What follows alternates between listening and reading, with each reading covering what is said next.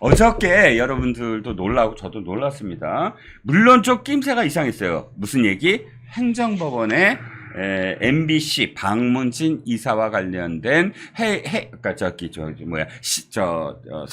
선임과 관련된 효력정지 가처분 신청을 인용을 했습니다. 원래 26일로 좀 연기하겠다 하는 것도 좀 이상했는데 분위기가. 네네. 어저께 판결 자체가 2인 체제를 문제시 삼으면서 이건 사실 나중에 본안 소송에서 돌이킬 수 없는 손해를 입을 가능성이 있고 다툼의 여지가 있으므로 가처분을 인용했습니다. 즉 지금 이진숙 방통위원장이 취임날 6명에 대해서 박문진 이사를 선임한 것을 지금 정지시켜 버렸죠. 5명. 다섯- 아, 6명. 6명. 박문진이니까. 박문진 네네. 이사 6명입니다. 네네.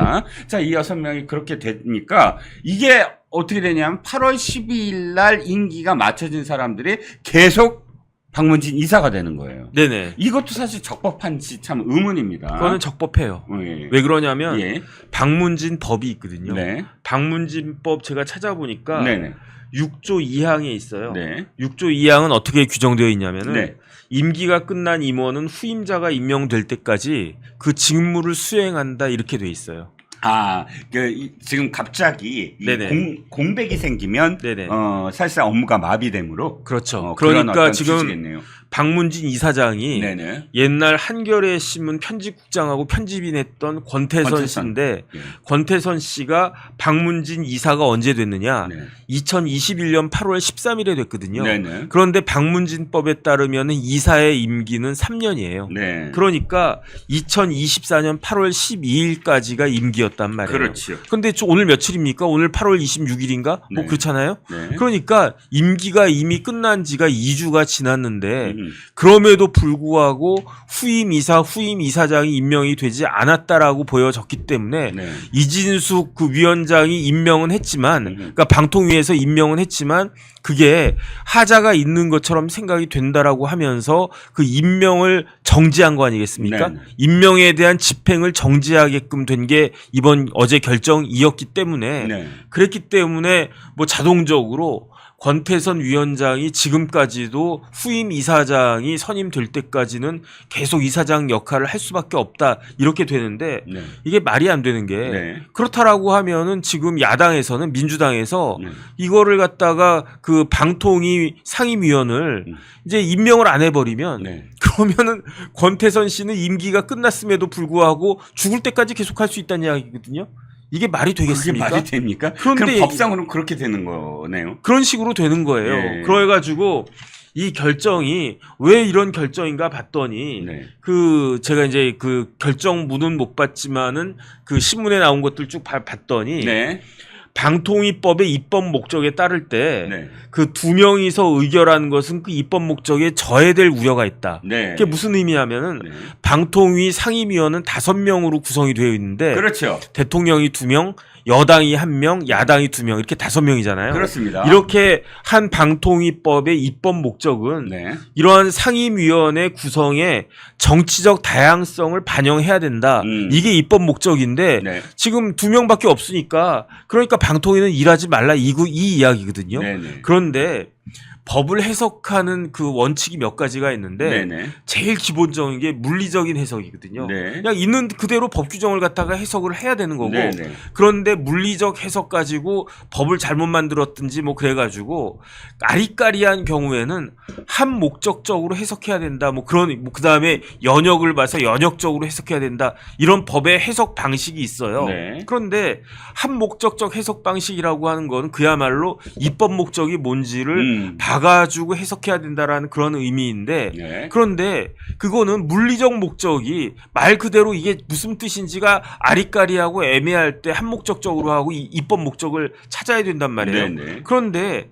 방통위법에 어떻게 되어 있냐면 네. 13조 2항에 네. 그 방통위의 의결은 재적위원 과반수의 찬성으로 의결한다. 네. 이렇게 돼 있어요. 네네. 그럼 재적위원이 뭡니까? 네. 재적위원이 뭐냐면은 네. 개념이 뭐냐면 위원 정수에서 네. 5명이죠. 네. 사직, 사망, 퇴직, 자격상실, 제명 등에 의해서 결원된 수를 제외한 현재 실제 위원수를 의미한다 이렇게 돼 있는 거예요. 그러니까 네. 제적위원은 네네. 의결할 때 그 방통위에서 의결할 때 그 판단의 근거가 되는 제적위원은 네. 전체 방통위원이 5명인데 네. 그 중에 3명은 국회에서 그 퇴직한 후임자를 채워넣지 않아서 결원됐기 때문에 실제 방통위원은 2명이잖아요. 네네. 그 사람이 제적위원이란 이야기거든요. 그렇군요. 여기에 무슨 뭐 입법 목적 운운하면서 2명이니까 이거는 의결이 잘못된 거다 이렇게 이야기하는 거는 진짜 판사님들이 그 고등학교 국어 실력도 없는 건가? 저는 그런 생각이 들어가지고 네. 이거 고등법원에서 바로 잡혀줘야 된다. 저는 그렇게 생각이 됩니다. 네. 제가 여쭤보고 싶은 게 지금 좀 전에 설명이 쏙쏙 귀에 오는데 이거예요. 동일한 행정법원에서 같은 사안에 대해서 6개월 만에 전혀 다른 해석을 할 수가 있나요? 행정법원은 그럴 수 있죠. 아, 그런가요? 왜냐하면 판사 마음이니까 생각이 다를 수. 그런데 대법원에서 이제 판결이 딱 나왔다. 네. 그럼 그건 이제 판례가 되니까 된다. 그 대법원 판례는 따라야죠.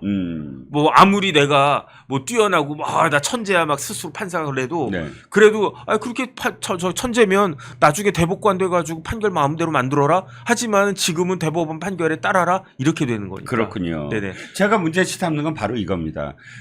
지난 3월입니다. 3월에 네네. YTN 노조가 행정법원에 효력정지 가처분 신청을 했어요. 그 전에 했지. 3월에 판결이 나왔으니까 어떤 네네. 판결이냐면 YTN이 지금 민영화됐잖아요. 네. 유진한테 넘겼습니다. 유진이 지금 소유자예요. 그런데 당시에 YTN 노조는 이거예요. 똑같이 2인 체제에서 이거를 의결했다. 네네. 그러므로 이것은 무효다라고 네. 주장을 했습니다. 그런데 그때 행정법원 1심은 각하시켰어요. 네네. 그러니까 저 YTN 노조가 항소를 했겠죠. 네네. 그러니까 고법에서 이렇게 얘기합니다. 2인 체제가 적절한 것은 아니다. 네네.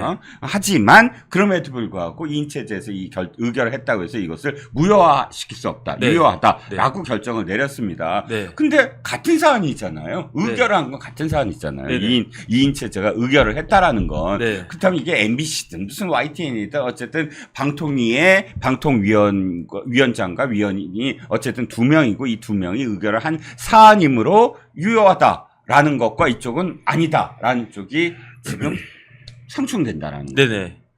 그런데 제 상식적으로 네. 제적위원을 달리 해석할 수가 있습니까? 제적이에요, 제적. 네네. 적이 있는 사람. 네. 적이 있는 사람 2명밖에 없으면 그게 제적위원이지. 원래 법에 5명이 있어야지 그게 맞고, 그게 좀 전에 말씀하신 것처럼 5명이 다 채워져 있는 게 적절하지. 네. 하지만 적절하지 않더라도 제적위원은 2명밖에 없는 거잖아요. 그러니까 그런 아주 좋은 판결이 있음에도 불구하고 이게 이제 강제원 부장판사가 이걸 갖다가 그 결정을 했는데 네. 곧 죽어도 자기는 생각이 다르다라고 이야기하는 거예요. 근데 이거는 어쩔 수는 없어요.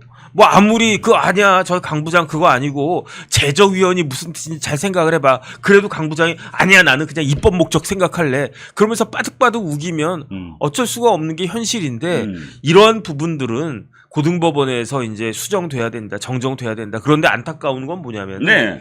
제가 이야기를 들어보니까 네. 만약에 이런 에피소드가 없어도 MBC가 정상화 되려면 10월까지는 기다려야 된다고 그랬거든요. 네. 10월까지는. 네. 그래서 언제 또 10월까지 기다리냐. 그 MBC가 온갖 그런 뉴스타파 정도 되는 그러한 뉴스를 갖다가 마구적 그렇게 생산하는 공방에서 막 방송하고 예. 서울의 소리라는 그런 진짜 그 유사 언론 매체라는 데서 있는 걸 그대로 또 방송하고. 그러니까 MBC 위상이 예. 서울의 소리 뉴스타파 정도로 격화가 됐잖아요. 예. 땅에 추락했잖아요. 예. 그러니까 언제까지 이걸 해야 되나 빨리 정상화돼야 된다라고 생각을 저는 했기 때문에 네. 10월도 길다. 10월까지 언제 기다리나 그랬는데 이게 그 결정이 이렇게 나옴으로 인해 가지고 네. 집행정지 인용 결정이 나옴으로 인해서 제 계산으로는 여기서 또 한 2, 3개월은 또 늦어질 것 같다.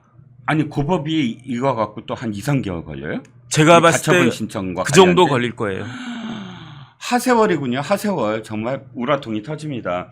근데 기억에 또 하나가 또 떠오르는 건 뭐냐면 문재인 정부 시절에도 방통위가 어쨌든 골치 아팠잖아요. 네. 그러니까 막 방통위원들을 뭐 어떻게 하라 저렇게 하라 하면서 네 군데의 로펌의 자문을 구했더라고요. 방통위의 제적이라는 게 무슨 의미냐, 이 법에. 그래서 2명이든 3명이든 제적위원이 뭐 1명이 아니면 그것은 적절하다라는 자문을 네 군데서 똑같이 받았다고 기록에 나와 있어요. 네네. 그런데도 불구하고 이 사람들은 지금 이런 식으로 주장을 하는데, 알고 봤더니 어찌됐든 알고 봤더니 이 강판사라는 사람이 아주 유명한 국제인권법 연구회 소속이더라고요. 네네. 아주 유명하다는 건 제가 왜 말씀을 드리냐면, 제가 어젯밤에 정변한테 사실은 좀 자문을 구했어요. 네네. 이 사람 국제법 연구원 맞냐? 그랬더니 네. 맞다고 대답을 했잖아요. 네네. 그래서 내가 찾아보기 시작했어요. 구글링을. 맞나? 딴 판사들은 사실 찾는데 좀 시간이 걸려요. 그런데 야, 0.5초로 구글신이 나한테 얘기를 해주더라고요. 네네. 맞아. 근데 너무 혁혁하게 앞장서서 판결도 내리고 했어. 그 판결이 바로 뭐 종교적 병역 거부, 뭐 이런 판결에서 무죄 판결을 했는데 당시에 국제법 연구회 소속 판사였다. 뭐 이런 내용들이 있습니다. 네네. 그런데 문제는 이거예요. 아, 그래? 판결 내릴 수 있어. 근데 판결문에 어떻게 썼냐면 막 이렇게 썼습니다. 시민들은 4.19 혁명과 5.18 민주화 운동과 6월 민주항쟁을 거쳐 촛불 집회에 이르기까지 민주항쟁을 통한 부당한 권력이나 어해에 맞서 누구도 배제하지 않고 모두가 사람답게 사는 사회를 만들어 왔다 하면서, 이제 곧 남북 평화협정이 체결돼야 하는데 네네. 병역적 이런 종교적 병역 거부는 이제는 무죄가 돼야 된다. 어떻게 평가하십니까? 이 판결문에 네네. 이 촛불 집회까지 등장을 합니다. 네네. 뭐 그러려니 해야 되나? 그럴 수는 없는데 저는 이러다가 그 판사가 나라 망치겠다는 생각까지 들어요.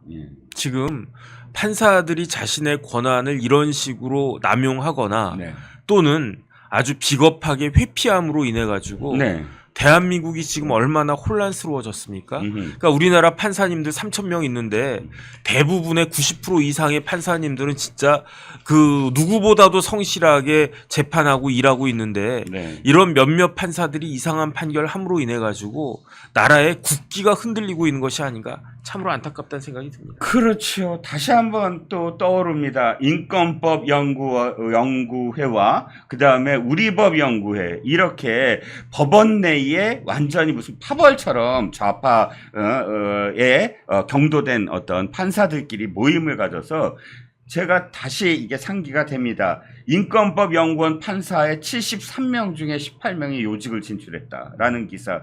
우리법 연구회의 현직 회원 판사 129명 명단이 공개됐는데 대부분 대법관과 법무부 장관들을 배출했다. 네네. 자기네들끼리 밀어주고 땡겨주고 하면서 이건 좀 하나회 같이 뭐 이렇게 그 굴림, 자기 이너서클화 되는 거 아닙니까? 옛날에는 사실은 판사들이 머리가 좋단 말이에요. 네. 그 판사님들 중에 진짜 아주 머리가 비상한 사람들이 있었어요. 예. 그 사람들이 자발적인 공부 모임을 갖다가 가진 게 그게 뭐냐면 민사판례 연구회예요. 그 민사판례 연구회는 거기 출신들은 뭐 아주 그냥 서울대나 이렇게 유명한 대학의 그 민법 교수님들, 네네. 그 다음에 이제 판사들 중에 아주 잘 나가는 판사들, 네. 그 다음에 또 변호사 중에 아주 그냥 뛰어난 변호사들, 그렇게 모여가지고 이게 이제 법원 내 에이스 그룹으로 이렇게 딱 자리 잡았던 때가 있는데, 그런데 오히려 그런 사람들은 뭐 다들 워낙 이렇게 뛰어난 분들이니까 좀 저 같은 사람, 나도 저런 데 들어가고 싶은데 껴주질 않네, 부럽다 이러고는 있었는데, 우리 인권법 연구회나 뭐 그런 데는 그것도 아니면서 그야말로 판사가 권력을 지향하는 그 뭐라 그럴까, 실력을 지향하는 게 아니라 그런 모습을 보여주는 게 지금 참 개탄스럽다, 그런 생각이 들고요. 그다음 저는 방통위가 이상하다는 생각이 드는 게, 왜요? 제적위원이 뭔지를 갖다가 몰라가지고 로펌에다가 자문을 받습니까? 저는 국문과 교수님한테 자문 받는 게 맞다라고 생각을 해요. 제적이 뭐냐, 제적이. 그거 모르나 진짜? 그러니까 진짜 진짜 답답하다. 일단은 그런 생각이 들고요. 고등법원에서는 제발 제대로 된 결정이 나오기를 진짜 기다리고요. 만약에 그렇지 않으면 우리나라 사법부에 대한 불신이 진짜로 그 유리천장 깨듯이 그렇게 와장창 무너질 수 있지 않을까, 저는 그런 우려까지도 됩니다. 판사가 정말 최악인 판사라고, 제가 판사를 욕하면 안 되는데 여긴 게 정진석 지금 대통령실 비서실장 당시 이제 의원 시절에 네네. 정진석 의원의 사자 명예훼손 혐의 1심 판결입니다. 네네. 당시에 실형을 선고했잖아요. 네네. 그런데 오늘 기사가 나왔습니다. 2심에서 벌금형으로 됐대요. 네네. 일단 벌금형이라는 게 감형된 건가요? 감형된 거죠. 그렇죠. 그 다음에 이게 네네. 정치인이잖아요. 네네. 정치인 실형이 확정되면 피선거권 날라가요. 네. 대표적인 게 이재명 대표 아니겠습니까? 그렇죠. 위증교사든 공직선거법이든 실형이 나오면 네. 날라가요, 피선거권이. 그러니까 정치인한테 네. 정진석 그 비서실장이 그 당시에는 국회의원이었단 말이에요. 네네. 황당하고도 조금 되게 찜찜했을 거야. 네네. 그런데 어쨌든 벌금이 나왔기 때문에 그런데 벌금을 또 많이 때렸더라고요.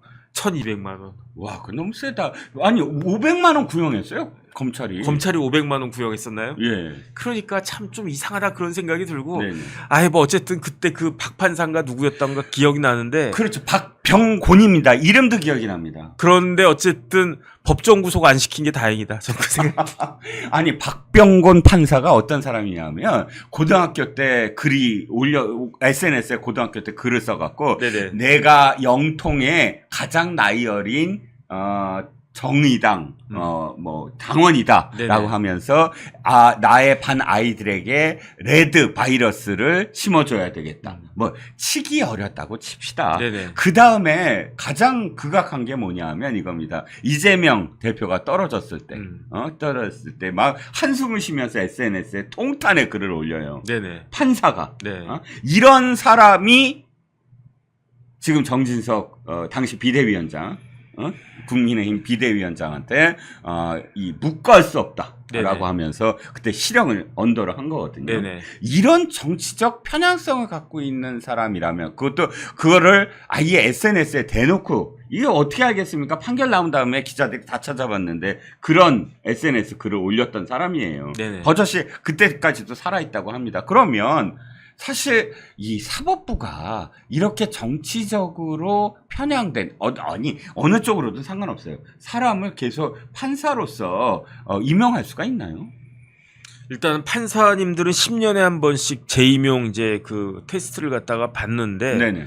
근데 이제 팔이 안으로 굽는다고 웬만해 가지고는 재임용에서 탈락시키는 경우는 없죠. 그런데 판사는 공정해야 하지만 더 중요한 거, 그만큼 중요한 게 뭐냐면 공정해 보여야 된단 말이에요. 아무리 결과적으로 공정한 판결을 했어도 네. 재판하는 과정에서 누구 왠지 이제 편파적인 것 같다 그런 느낌을 주면 그 재판은 잘못된 재판이거든요. 네. 그러면 거기에 대해서 불복을 하겠습니까? 분명히 패소한 사람이 있을 텐데 굉장히 그냥 뭐 원고 편만 막 드는 것 같은 승복 못하죠. 그럼 승복 못해요. 그러면 네. 그 재판이 제대로 된 재판이라고 할 수 있겠습니까? 그러니까 판사, 검사 이런 사람들은요. 네. 그 칼을 만지는 사람들이거든요. 네, 네. 사람을 살릴 수도 있고 죽일 수도 있는 그런 칼을 만지는 사람인데 예, 예. 그 가끔 보면 어떤 일이 벌어지냐면요. 예, 예. 경찰서나 이런 데서 권총 가지고 장난하다가 오발해가지고 사람 죽는 경우도 있어요. 네, 네. 그게 판사 검사거든요. 예. 판사 검사 총하고 칼 이런 거 다루는 사람인데 네. 이거 가지고 장난치다가 사람을 갖다가 다치게 하거나 죽게 할 수도 있단 말이죠. 그렇죠. 그러니까 네. 판사 검사들은요. 네. SNS 하면 안 돼요. 그럼요. 만약에 박병곤 그 판사가 본인 양심에 따라 가지고 네. 나는 정진석이라고 하는 피고인에 대해서 실형이 나온 게 맞다라고 본인 양심에 따라서 하나의 그 치우침도 없이 판결을 했다고 하더라도 네. 그래도 그런 식으로 SNS에 글을 올리면 순간. 그러면 그 사람이 과연 정말로 그 편파적이지 않고 공정하게 재판했다라고 누가 믿겠습니까? 그렇죠. 그런데 박병곤 판사의 저런 행태는 네. 그 사람한테만 끝나는 게 아니에요. 그럼. 그렇게 되면 어떻게 되냐면 네. 대한민국 법원 전체가 네. 의심을 받는 그런 모습을 갖다 보이기 때문에 네. 그러니까 대법원 규칙에 네. 판사들은 웬만해서는 그 SNS 하면 안 된다. 네. 저런 식으로 SNS 하면 징계받는다. 이런 규정들이 있는데 네. 규정만 있으면 뭐 합니까? 징계를 갖다가 때려야지. 네. 답답해 죽겠네. 아이고, 지금 진짜 속이 끓네요. 지금 찾아봤더니 더 많아. 조국 법무장관 자녀 입시 비리가 불거지니까 네네. 누가 돌을 던질 수 있느냐. 권력측 발표 그대로 사실화됐다. 약자에게만 강한 건 깡패다. 라는 글들을 올렸네요. 뭐 하나같이 주옥 같은 글들만 올립니다. 어찌됐든 뭐 2심도 벌금 1,200만 원 진짜 뭐 기가 막힙니다. 아시다시피 지금 정진석 비서실장이 한 표현은 좀 일부 표현이 과할 수는 있어도 사실 여부를 얘기하면 네네. 사실상 다툼의 여지가 커요. 그러니까 당시의 얘기는 이거거든요. 그 노무현 대통령의 어떤 죽음과 관련해서 권양숙 여사와 노무현 대통령의 아들 그 다음에 사위 뭐 이렇게 해서 박연차에게 돈을 받았다. 기억하시겠지만 왜 그 노무현 대통령의 딸이 미국에서 뭐 살게 됐는데 뭐 집을 사느니 마느니 해갖고 박연차가 돈을 주고 또는 뭐 여러 가지 어떤 뭐 지원을 해서 이 권양숙 여사가 돈을 받았다. 그래서 당시 그것을 알게 된 노무현 대통령이 대노했다. 여기까지는 월간지라든지 이런 데 다 나왔는데 네네. 문제는 그 다음에 정진석 비서실장이 뭐 부부싸움을 해서 뛰쳐나갔다는 등 이런 확인할 수 없는 그러니까 그 부부의 어떤 명예를 실추할 수 있는 표현들이 사실 굉장히 큰 문제를 또 야기할 수 있었거든요. 네네. 그러니까 사실 여부와 관련된 다툼만 할 수 있다면 저는 이것과 관련돼서 무슨 허위 사실이다 아니다 이렇게 얘기할 수는 없을 것 같긴 한데 아쉬운 부분이 조금 있지만 그럼에도 불구하고 1,200만 원은 좀 너무 심하지 않나요? 네네. 어쨌든 좀 아쉽다는 그런 생각이 들고요. 네네. 그래도 실형이 안 나왔으니까 네. 뭐 그럴 거라고는 당연히 생각을 했는데 네. 그나마 이제 그 다행이라고 생각하시는 게 좋겠다 그 생각이 듭니다. 네, 판사들의 이런 그 행태들과 관련돼서 이런 게 더할수록 다른 어떤 판사들의 그 신뢰도 역시 추락할 수밖에 없다. 사법부 전체에 대해서 정말 먹칠하는 거다라는 생각까지 했습니다. 면역력이 왜 중요한지 말 안 해도 다들 아시죠? 저는 몇 년째 환신을 꾸준히 먹고 있는데 면역력만큼은 걱정 안 합니다. 요즘 같은 시대 튼튼한 면역력에 건강까지 쑥쑥 지금부터라도 환신 꼭 챙겨 드세요. 드셔본 분들만 그 진가를 느낄 수 있다니까요. 이제 면역력은 환신에 맡기고 건강하고 즐거운 인생 누리자고요. 요즘 부쩍 면역력이 걱정이세요? 면역력을 팍팍 튼튼하게 챙기고 싶으세요? 부담 없이 전화해서 지금 바로 상담 받아보세요. 민주당이 그렇게 난리쳐가지고 공수처를 만들어놨더니만 네네네. 1호 공수처 사건 유죄 확정 판결이 네.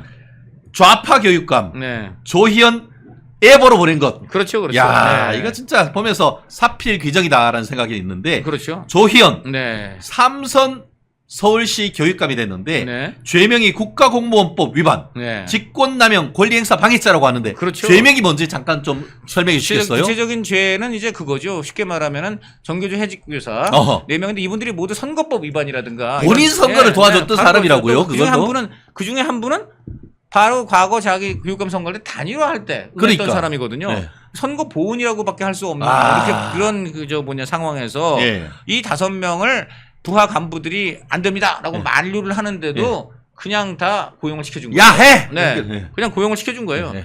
그래가지고 이 재판이 지금 바로 말한 대로 그게 이제 공수처에 걸려가지고 네. 지금 2년 8개월, 그 3년을 지금 끌었습니다. 그렇죠. 3년을 끌어가지고 이 끄는 동안에 또 이분이 다시 또 선거에 나왔잖아요. 그러니까요. 그래서 3선을 결국 달성을 하고 말았습니다. 야. 이게 가장 저는 이 법원이 이렇게 판결 내린 거는 환영합니다만은 이렇게 정말 그 재판이 지연되고 이런 식으로 정말 갈 수 있었는가? 좀 더 빨리 좀 그 재판 결과가 나와가지고 이렇게 지금 이 10월달에 보궐선거 해야 되는데 거기 비용만 400 몇십억 원이 드는 거예요. 아. 이게 결국 재판을 지연해서 어차피 교육감이 될 수 없는 사람을 예. 재판을 지연해서 이 사람이 그 틈을 타서 선거에 나올 수 있게 만들었고 또 거기에 또 보수 진영은 분열을 하는 바람에 그야말로 법원 그리고 이제 보수 진영의 자중질환 이런 걸로 인해서 이렇게 절대 교육감이 될 수 없는 사람이 3선에 당선되는 이 해악을 온 국민한테 서울 시민한테 끼치게 만들었다. 아하. 법원은 정말 재판 지연 반성해야 되고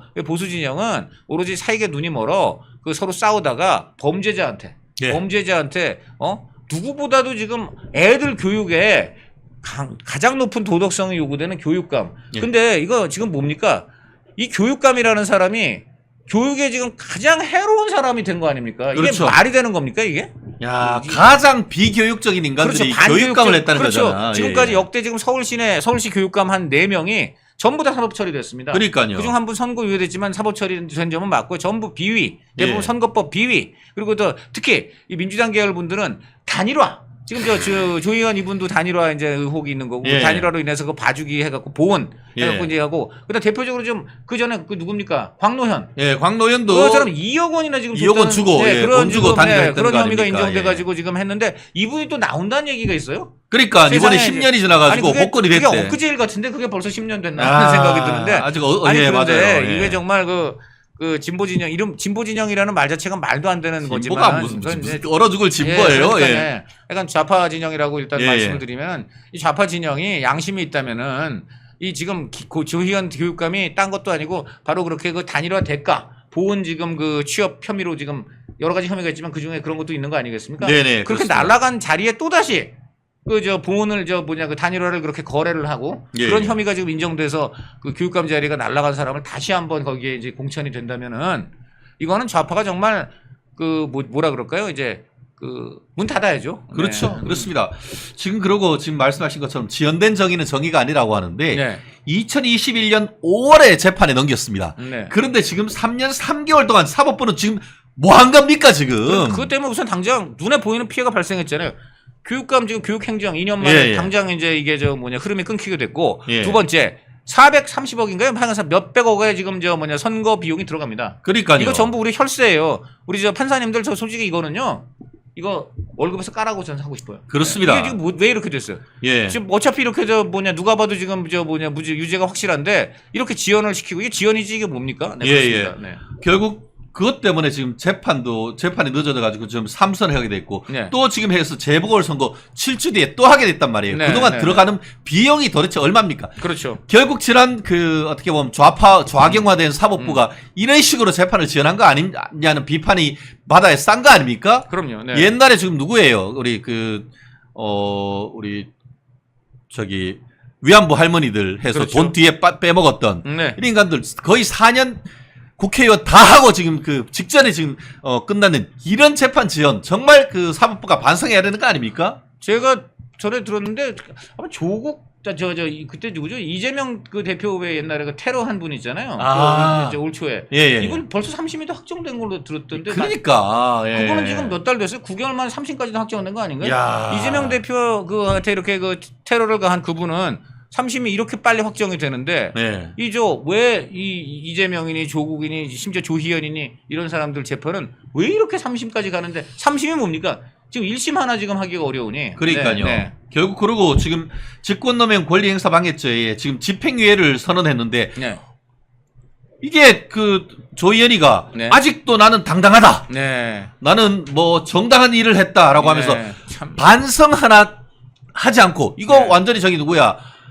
드루킹 네. 사건에 대해서 그 이번에 사면 복권됐던 인간하고 똑같이 이렇게 고개 빳빳 들면서 그나마 김경수는 이번에 복권되니까 국민들한테 좀 미안하다라는 얘기도 했습니다만 네. 조희연이 이런 사람 깜빵 보내야 되는 거 아닙니까 이거? 제가 볼 때는 실형 선고해야 되는 거 아니에요 이거? 이분 근데 지금 속으로 그러겠죠. 딱 3년만 뒤에 네. 민주당 대통령 되면은 또 사면 복권해서? 사면 복권 된다. 그렇게 생각할 겁니다. 아마. 네. 그러니까 지금 그 민주당 쪽에다 대고 얘기하는 거예요. 지금 나 떳떳하니까 사면 복권 시켜줘. 지금 네. 바로 그리고 이분이 예상을 많이 했다는 얘기가 많잖아요. 예. 사실 1, 2심에서 다 이렇게 유죄가 똑같이 인정됐으면 예. 뭐 뻔한 얘기지 않습니까? 예. 그러니까 이제 이분이 보니까는 그런 얘기가 나오고 있지 않습니까? 원래 예산이 또 13조 내지 14조 엄청나게 많은데 예. 내년 예산은 갑자기 30%를 줄였다. 지가 잘릴 것 같으니까. 뭐 지금 잘릴 것 같으니까 그렇다고 뭐 단언은 못 하겠지만 왜 갑자기 줄였냐? 네. 여기 그렇지 않아요. 지금 예산 절반 줄여야 될 판 안정기금도 내년이면 바닥이다. 이런 얘기를 지금 할 뿐더러 지금 갑자기 이 내년이 확 줄었다는 거예요. 뭔가 냄새가 좀 나네요. 아니 그게 지금 왜 줄였는지 모르겠습니다. 갑자기 긴축을 하셔야 된다는 이유가 뭐 있는지는 모르겠어요. 근데 이 보수 진영 쪽에서는 이렇게 얘기를 합니다. 이제 본인이 3심에서 날아갈 거는 분명하고 뻔하니까. 그럼 그 다음에는 아마 보수 진영에서 교육감이 될 가능성이 높으니까 네. 그럼 보수 진영 교육감이 되면 그분의 어떤 행동 반경을 최대한 제약하는 게 너 엿먹어라 이거. 예, 목표가 되어야 된다. 그러려면 예산을 줄여야 되는 거 아니냐? 치밀하네요. 라고 지금 그 이제 분석을 하고 있는 거죠. 네. 뭐 그게 사실인지 아닌지 하여간 요거에 대하여 지금 이런 얘기가 나오고 있다고 합니다. 네. 근데 전 이걸 보면서 네. 우리 추미애를 보수의 엄마라고 얘기하잖아요. 그게 옛날에 드루킹 댓글과 관련해 가지고 드루킹 댓글 특검 뭐 발의하고 뭐 했는데 그 결과 네. 오히려 자기 진영의 황태자, 네. 문재인의 황태자라고 할 수 있는 네. 김경수를 깜빵 보냈듯이 민주당이 그렇게 악각해가지고 세운 공수처 1호 사건이 좌파 교육감 목을 날린 것. 이거 정말 아이러니인 것 같은데 네. 역사가 이게 뭔가 살아있는 것 같다는 그런 생각이 들더라고요. 아니 그리고 대한민국이 어쨌든 자유민주주의 법치국가이기 때문에 예, 내가 칼을 뭐 상대방 죽이려고 칼을 샀어도 예, 예. 그 칼이란 건 칼이거든요. 그렇죠. 언제든지 자기 목을 겨눌 수 있는 겁니다. 예, 예. 더군다나 그 칼이 어쨌든 아무리 사적 동기로 인해서 산 칼이라도 산 순간 그 법 이건 저 국가 기구를 얘기하는 건데 예, 예. 산 순간 공적인 기구가 되잖아요. 그렇죠. 공적인 기구가 되기 때문에 그 칼이 100% 자기 마음대로 쓸 수가 없는 거죠. 그러니까 그런 측면에서 지금 결국은 자기가 놓은 덫에 자기가 걸렸다. 아하. 이렇게 얘기할 수밖에 없는 것이죠. 그렇구나. 네. 또 여기서부터 이제 멸콩 TV 단독 들어갑니다. 근데 이제 7주 뒤에 네. 교육감 선거 다시 한다고요? 그렇죠. 네. 와, 네. 진짜 빠르네요. 정말 빠르고요. 7주 뒤라는 게 근데 이것도 보셔야 돼요. 이게 7주 뒤라는 게 우선 그 선거 운동 기간이 14일간 있습니다. 아하. 이 동안은 이미 후보가 정해져 있어요. 예, 예. 그다음에 또 뭐가 있습니까? 추석 연휴가 있어요. 그러니까. 추석 연휴 같은 한 일주일 다 이거 앞뒤 붙이면 그 정도 됩니다. 아. 그러니까 3주 까먹는 거예요. 3주 까먹어. 그렇구나. 예, 3주를 까먹고 하기 때문에 지금 그 실질적으로 후보 단일화, 부수 진영 후보 단일화 할 수 있는 기간은 한 15일 정도밖에 없다. 추석 기간 동안 네, 만나가지고. 추석 기간 해가지고 빨리 해야 되는데 요게 쉽지가 않다는 거예요. 벌써 지금 당장 지난번에 이제 출마를 하려고 했다가 그 결국 이제 다 조의원한테 자중지단으로 패한 분들 중에 대표적인 분이 조전혁 전 의원 있잖아요. 조전혁 네. 의원님, 예. 이분 근데 우리 변호사님도 뭐 거기 또 제가 조 의원님, 예, 거기에 그 네. 법률 지원 단장도 맡고 뭐 그렇게 네, 했습니다. 네, 네. 개소식도 갔었죠. 그래서 지금 이 조전혁 의원을 좀 전에 아침에 좀 통화를 해봤는데 아, 네. 본인은 그 당시에 그 조직 해단식을 갖지 않으셨다고. 아하! 야, 의지가 확 느껴지는데요. 네. 왜냐면 누가 봐도 너무나 억울하고 예. 그다음에 뭐 지금 말한 대로 본인은 아마 그 생각을 하셨겠죠. 조희연이 임기 중에 분명히 법의 심판을 받아서 날아간다. 예. 아마 그 가능성이 굉장히 크지 않겠는가. 그러니까 그런 점에서 반드시 나는 그 이후를 대비를 해야 된다. 이런 게 굉장히 크다고 봅니다. 그래서 지금 뭐 그 수백 명은 다른데요, 그 조직이. 그리고 지금 어저께 판결이 난 직후에 또 엄청나게 많은 사람들이 지금 돕겠다. 이렇게 지금 계속 연락이 와가지고 그 본인은 굉장히 지금 천군만마를 얻은 기분이다. 아하, 이제 그렇죠. 이런 얘기인데 문제는 또 한 번 다시 이제 보수 진영 후보들이 아하. 난립할 가능성이 커졌습니다. 그렇죠. 왜냐면 실제로 이제 지난번 같은 경우에도 보수 후보가 3명으로 나뉘어서 그 네. 3명을 합하면은 네. 이 조희연이보다 15% 정도 그러니까요. 득표율이 높았음에도 불구하고 표가 네. 나뉘어가지고 네, 그러니까 어부지리를 줬던 거 아닙니까? 그러니까요. 이런 네. 사태를 막으려고 하면 어떻게 해야 되는 거죠? 뭐 일단은 제가 볼 때는 이게 지금 정당이 하는 게 아니고 예. 그냥 막연히 진영이란 말입니다. 예, 이게 예. 굉장히 이게 포인트가 되는데요. 그러다 보니까 이게 위에서 어떻게 이거를 좀 가르마를 타주고 최종적으로 어떤 예. 권위를 갖고 좀 당신은 미안하지만 좀 주저앉아 있어. 예. 뭐 이렇게 할 수 있는 게 없어요 지금. 그래서 제일 중요한 거는 이 나오겠다는 후보들 개인의 양식이 굉장히 예. 지금 중요하다. 정말 지금 나라와 교육을 위해서 예. 나의 사익과 예. 나라와 교육, 나라의 앞날과 교육 어느 것이 더 중요한가? 예. 이것을 좀 하는 그 개인의 양심이 굉장히 좀 중요하다고 보고 두 번째는 결국은 성숙한 여론이라고 봅니다. 예. 정파적인 그런 게 아니고 정말 이 자리가 무슨 정치적인 자리가 아니잖아요. 예. 우리 정말 소중한 초중고 학생들을 위한 자리인데 예. 그렇다면 정말 누가 사실상 그런 그 교육의 총수로서 적합한가? 이제 이런 판단 속에서 그 성숙한 여론이 결국 특정 후보를 이제 밀어준다든지 이런 게 이제 세 가지 표고 그 다음에 세 번째 이런 거 바탕 하에서 예. 뭐라 그럴까 이제 보수 진영에 좀 양식 있고 어떤 또 신뢰를 받는 분들이 한번 나름의 기구를 만들어서 중재에 나서야 되겠죠. 근데 앞에 두 가지가 전제되지 않고서는 예. 세 번째 것만으로는 저는 안 된다고 봅니다. 바로 그런 식으로 했기 때문에 지난번에도 2년 전에도 뭐 나름 그렇게 중재를 해보려고 하는 분들이 있었고 예. 그래서 이제 뭐 단일화 여론조사니 뭐니 그렇죠. 한다고 했지만요. 했었다가, 예. 그런데 아까 말한 1, 2번의 전제가 없이 3번만 들이밀다 보니까 예. 조금만 어떤 뭐 거기 그 문제가 생겨도 그걸 핑계 삼아서 다 뛰쳐나가 버리지 않습니까? 그러니까요. 그거 안 돼요. 그래서 1, 2번이 굉장히 중요하고요. 제발 좀 하나만 양심을 호소하는 거는 바로 본인들의 어떤 사적 동기만을 앞세우고 본인들만 어떻게든 나가겠다고 하는 바람에 결국은 교육감 자리를 통째 조희연한테 헌납을 했고 그렇죠. 그 결과 엄청나게 지금 그 교육이 망가졌다. 그렇죠. 이거를 좀 알아야 됩니다. 지금 보면은 지금 그런 얘기가 나오고 있더라고요. 박원순 때 왜 무슨 공동체, 서울 공동체니 해서 이거 해갖고는 다 알고 보니까 그 좌파 단체 그냥 보조금 젖줄로 만들었잖아요. 그렇죠. 예. 근데 조희연도 똑같이 했다는 겁니다. 똑같죠. 조전의 말에 따르면은 조희연 교육감도 지금 뭐 무슨 교육 공동체니 뭐 해고 마을마다 지역마다 막 많이 만들어가지고 사실상 그 좌파 단체들 그렇죠. 보조금 파이프라인 역할을 지금 해줬다는 거예요. 결국 그 선거 때에 이용할 수 있는 전위대 아방가르드를 만들어 놓고 그걸 통해서 평소 때 그 자금을 해서 관리를 하고 선거 때 이용하는 이런 좌파들의 전략 아닙니까? 지금 다행히 제가 볼 때는 지금 그 민주당 쪽에는 지명도 있는 인사들이 저기 조전혁 이런 분들이 지명도가 상당히 있잖아요. 그렇죠. 예.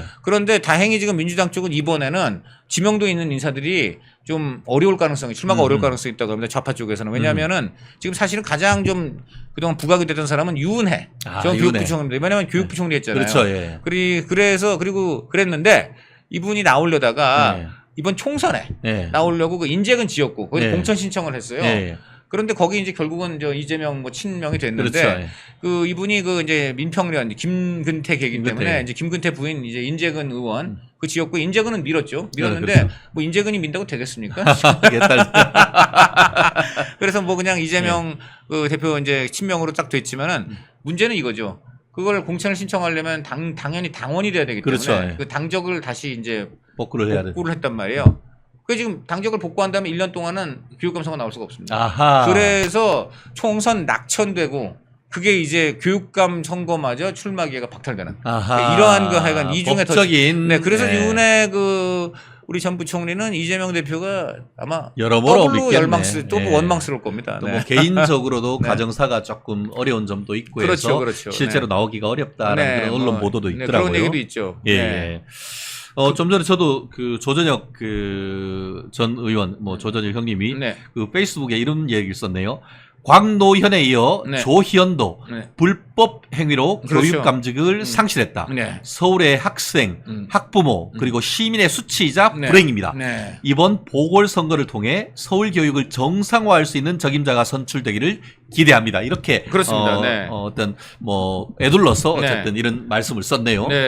또 그리고 이번에 보면은 하여간 이 보수인지 진보인지 이런 게 좀 불분명한 분들도 많은데 이런 분들이 뭐 나는 보수다. 뭐 이런 식으로 또 이제 하는 경우도 있다. 뭐 이런 지금 얘기도 좀 나오고 있어요. 그래서 과거에 좀 행적들을 잘 봐가지고 이분이 보수라 그러는데 보수 정부 때 예를 들어 뭐 그 보수 대통령 반대하는 이런 데다가 막 이제 막 입장을 내고 뭐 또 이런 분들이 지금 나온다는 얘기도 있습니다. 그래서 하여간 만약에 이제 보수 성향의 교육감을 원하시는 분들이라면은 한번 누가 정말 보수인가 하는 부분은 면밀히 좀 따져야 돼요. 근데 보수 진보 따지기 앞서서요.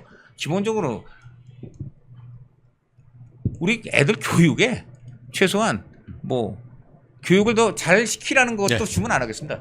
애들 보기에 최소한 부끄럽지만은 좀 아는. 그렇죠. 뭐 이런 분들 나와야 되는데 지금 볼 때 애들 눈을 가려야 되는 사람들이 다 나왔잖아요. 정말 이런 사람들이 교육감을 해왔다는 점에서 정말 저는 교육감 제도가 필요한가 하는 생각까지 들어요. 그렇습니다. 학교를 학교답게라고 하면서 그 조전혁 전 의원께서 지난번 그 교육감 후보로 나왔을 때 그런 얘기를 했었는데요. 사실 조전혁이 누구냐? 아주 쉽게 표현하면은 교육계의 김문수 같은 사람이다. 이렇게 표현을 하면 될 것 같아요. 저는 옛날에 한나라당 국회의원일 때에 전교조하고 싸웠어요. 그래서 전교조 명단을 본인 홈페이지에 그냥 까버렸어요. 까버렸어요. 그러니까 전교조에서 그거 내려라.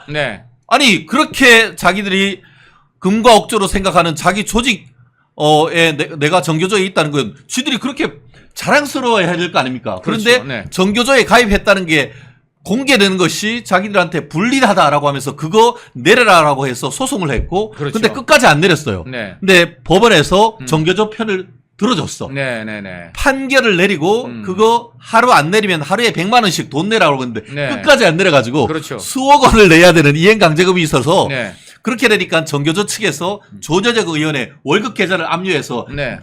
빼가가지고 네. 그 조저적 의원께서 자기의 어떤 신념을 관철하는 속에서 전 재산이 사실 다 날아가가지고 와, 대단하군요. 정말 어려운 네. 게 어렵게 살 정도의 정말 살아있는 투사입니다. 아, 그렇군요. 제가 그런 것을 그 소신을 제가 그 높게 사가지고 제가 그 조전혁 형님을 형님으로 모시고 제가 그 선거 때도 도와드린 그런 분이거든요.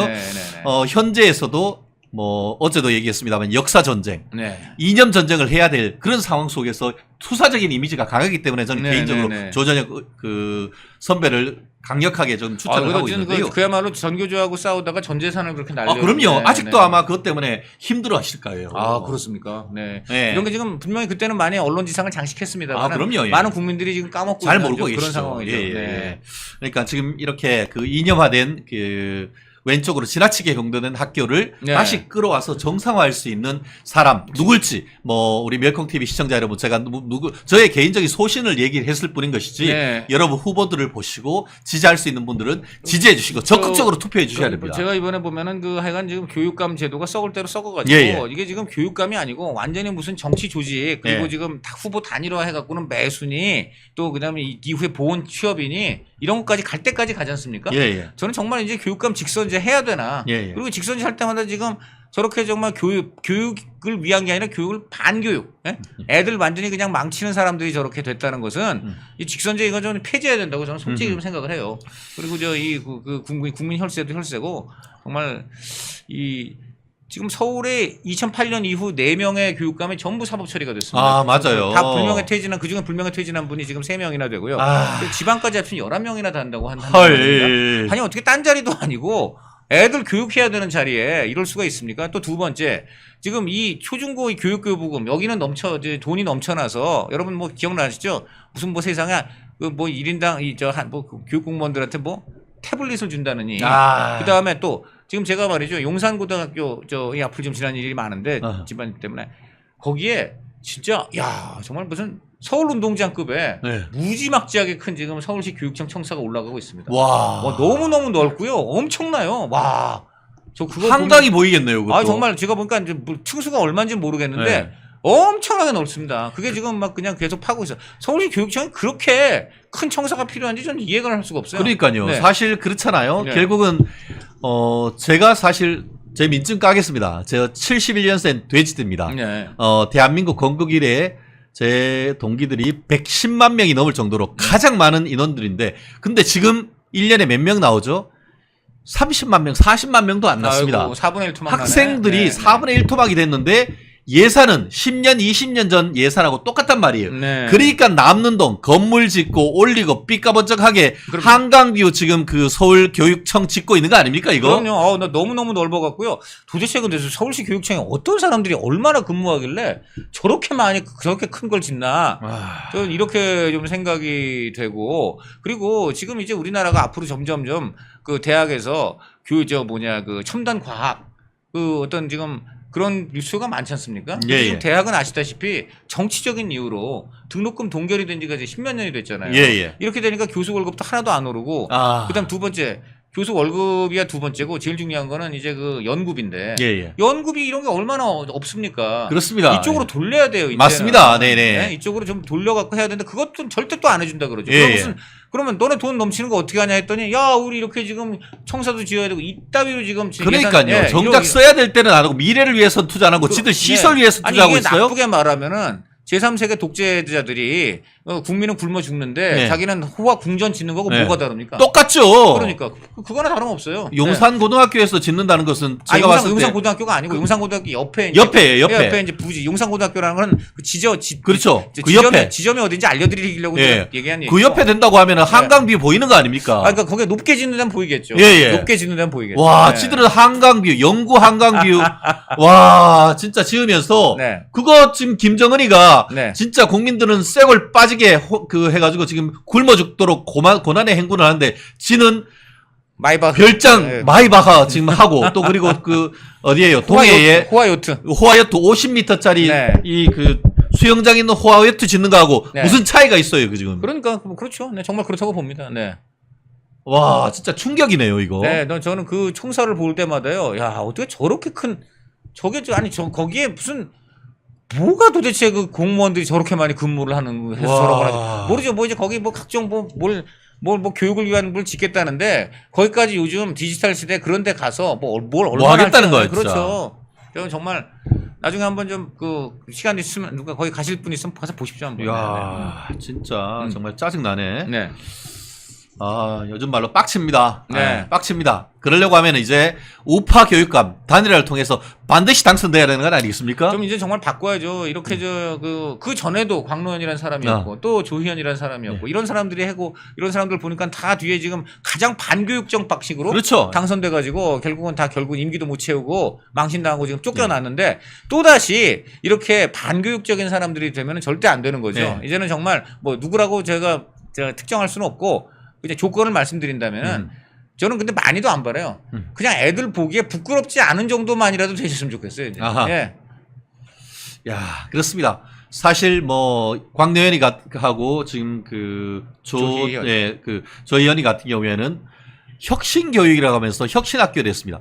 무슨 개뿌리 혁신이야. 조국 혁신당을 혁신이라고 혁신당이라고 부르는 거하고 똑같은 거야. 맞는 수월성 교육은 개나 줘버리고 모든 것을 평등 교육 해가지고 네. 시험 없애고 우미나 교육한 시키는 거 아닙니까 그거? 그러면서 또 본인들 자녀들은 다 뭐 외국인 해외로 다 보내. 그리고 와. 본인들 자녀들은 굉장히 엘리트 교육을 시키잖아요. 그렇죠, 예. 엘리트 교육, 글로벌 교육을 시키면서 까제 개구리 붕어로 살아도 행복하면 된다고 해놓고 지는 일반- 용시키는 거 아닙니까? 일반 국민 자제들은 뭐 가재 붕어 개구리로 예. 살라는 것인지 의심은 안 할 수가 없습니다. 와. 뭐 단정을 할 수는 없습니다만 왜 그렇게 본인들이 공격하는 뭐 자사고나 외고에 애들이 간 것인지 예. 정말 궁금하고 또 그렇게 반미를 외치는 분들이 왜 많은 자녀들이 미국이나 서구에 그렇게 유학을 한 것인지 네네. 그것도 좀 이해가 안 됩니다. 네. 그래놓고 하는 소리가 부모 이기는 아들 딸 이기는 부모 있냐? 무슨 개소리야? 참, 야 정말 그 진짜 편의부동함 네. 정말 내로남불 네. 이중인격적인 거 정말 응징해야 되는 건 아니겠습니까 이번에?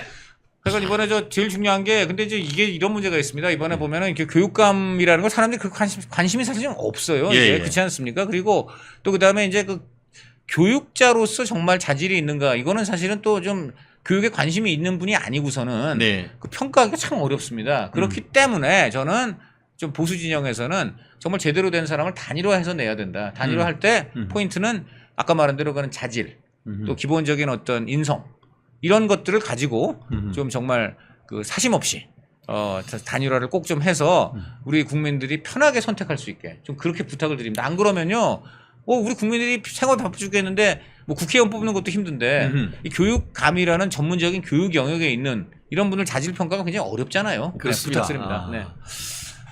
그래요. 이게 뭐 민주당이 완패한 어제 목요일이 아닌가 싶은데요. 네. 그럼에도 불구하고 아직까지 또 여론전에서 지금 국민의힘 윤석열 대통령이 또 크게 성과를 내지 못한 이 답답한 전국이 네. 정말 저 개인적으로서도 안타까울 수밖에 없는 상황인 것 같은데요. 자, 이런 가운데 지금 여야 대표 이제 네네. 9월 1일 예정대로 지금 이제 진행될 것 같죠. 오늘 네네. 좀 보니까 시간하고 장소도 지금 특정이 된 것 같습니다. 한번 말씀해 주시죠. 9월 최신 오후 업데이트. 2시로 지금 보인 것 같은데요. 어허. 9월 1일 네네. 오후 2시인가요? 예, 지금 그렇구나. 국회청사에서 지금 하는 걸로 예. 지금 이렇게 나오고 있습니다. 그래서 이번에 좀 시원하게 어쨌든 간에 이제 민생을 위해서 모이는 거니까 양당 대표가 좀 정치적인 이런 논쟁보다는 좀 구체적으로 우리 국민을 어루만질 수 있는 어떤 정책 합의 예, 예. 이런 게 좀 있었으면 좋겠고 또 하나는 이재명 대표 사법 리스크는 본인 개인이 그렇죠. 사적으로 잘 대응을 하고 예, 예. 지금까지 보니까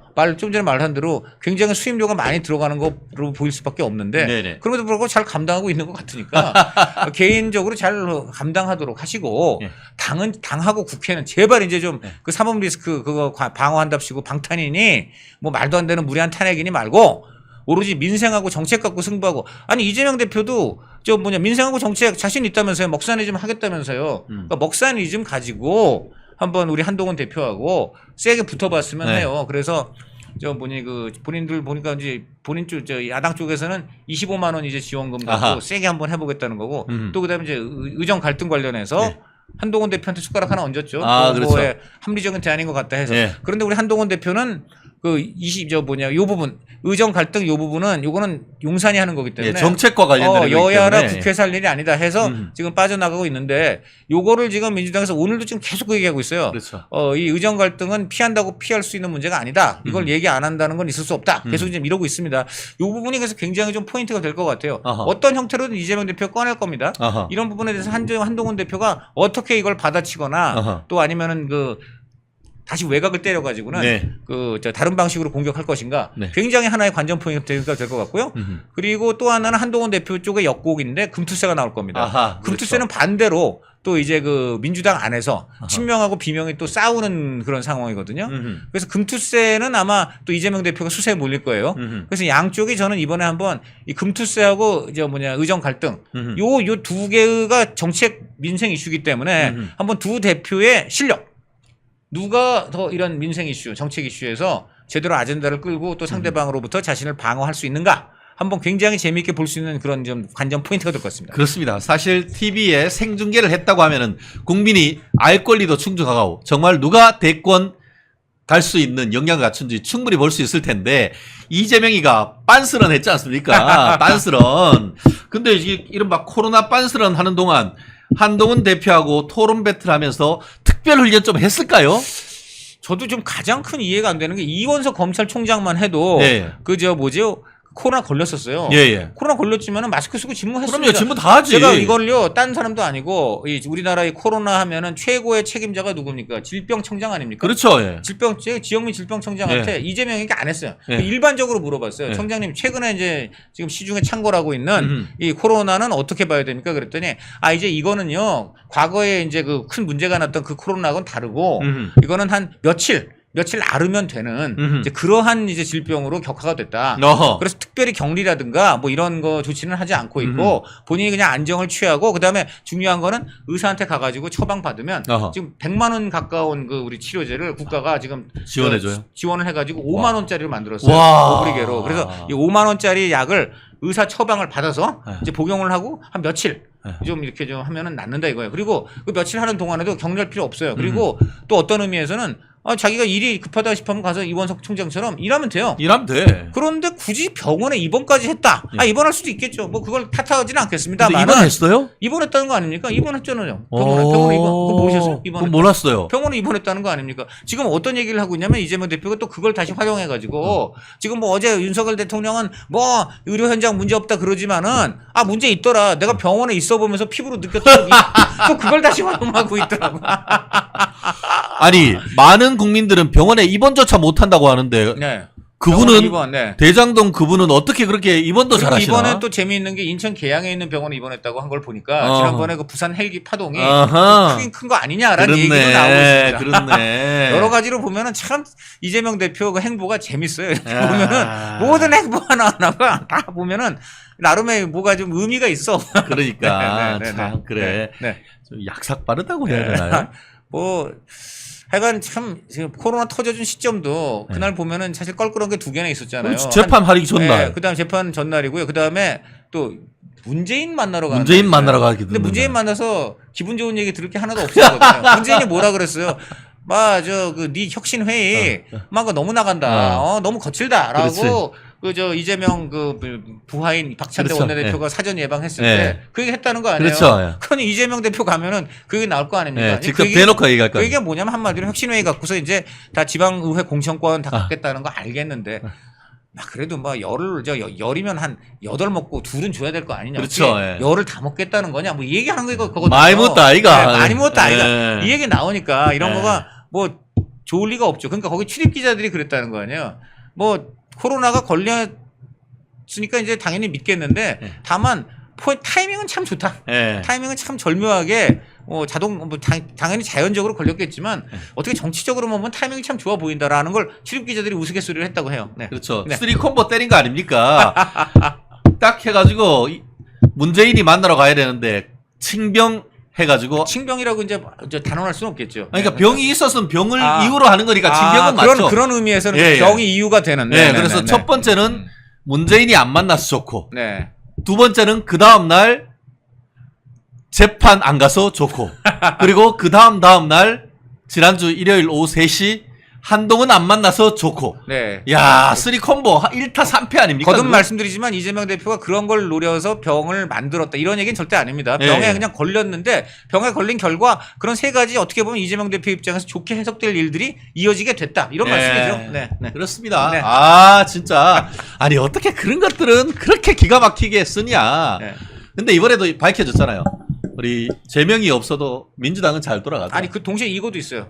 또 그 코로나로 입원했다고 해서 재판 프로세스가 또는 그 유무죄가 바뀌지 않는다. 그렇죠. 대표적으로 그 이재명 대표가 그 코로나 입원한 날 그래서 재판이 연기된 바로 그날 김인섭 백현동 김인섭의 그렇죠. 2심이 있었는데 그냥 작은 밟혔고 예. 그다음에 의미가 있는 게 1심보다 2심이 이재명 대표의 연관성을 더 강화시켜주는 와. 판결문이 엄청 나왔습니다. 예.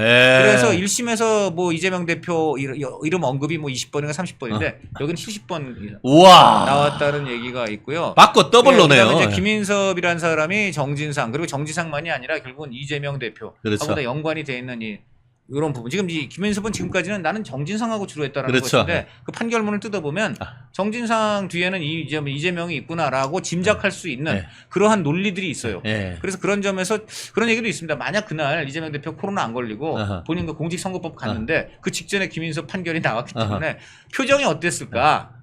굉장히 그 표정이 볼만하지 않았겠느냐. 네. 네. 이런 얘기가 지금 법조 기자들 사이에서 나오고 있습니다. 그렇죠. 네. 얼굴이 사색이 됐다.